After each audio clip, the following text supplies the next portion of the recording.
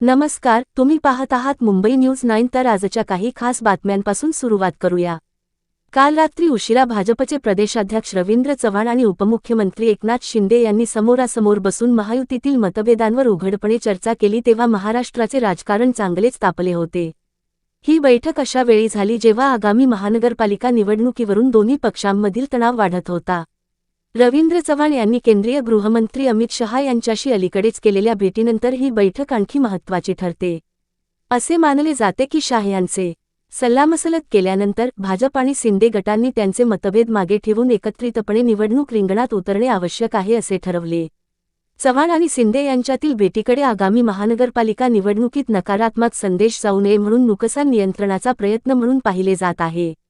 बैठकीचा सर्वात महत्त्वाचा पैलू म्हणजे मुंबई पोलीस आणि राज्यातील इतर महानगरपालिका संघामधील जागावाटपाचा मुद्दा।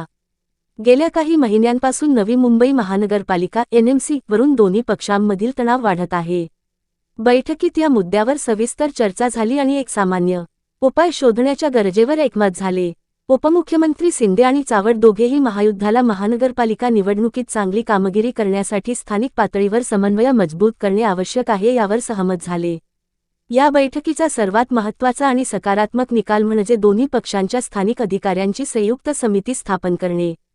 ही समिती स्थानिक गतिशीलता, समर्थन आधार आणि मागील निवडणूक निकाल लक्षात घेऊन जागा वाटपाचा सूत्र निश्चित करेल।